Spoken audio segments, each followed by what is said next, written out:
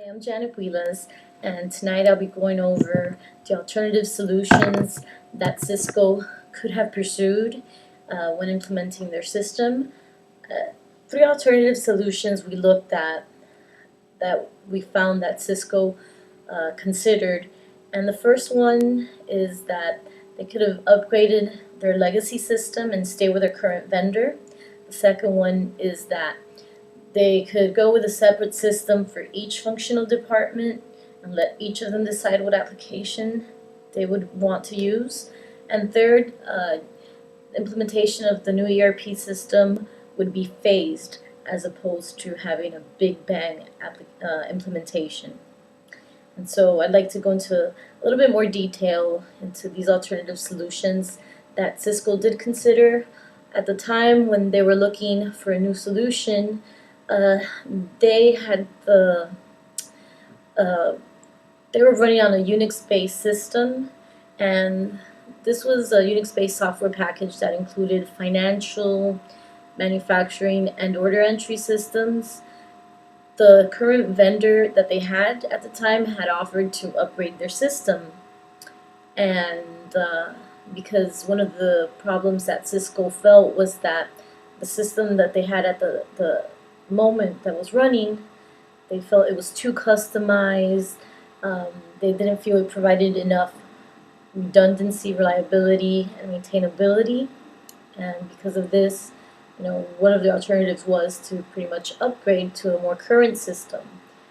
However, Cisco did not go along with this alternative solution because they felt they were an $80 billion company, a billion-dollar company, and that because their company was growing at such a fast rate, they felt that they needed to go with a larger application software vendor, and therefore they did not go with this alternative solution. They needed someone that would be able to meet their business needs as a growing corporation and additionally as a large corporation.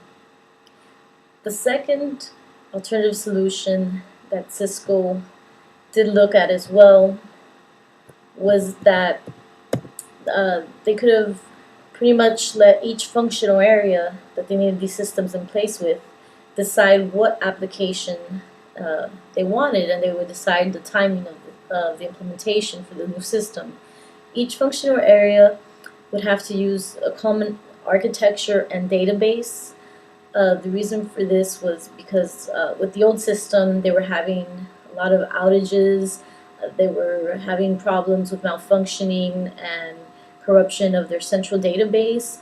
So they wanted to make sure that although these three different functional areas had different applications, that at least they had a common architecture and database. However, this would create problems because it would be slow to implement, and to go to the board to ask for funding for these different applications and knowing that they would be slow to implement was not reasonable. They didn't feel that they can go to the board and ask for money for something that would take a long time.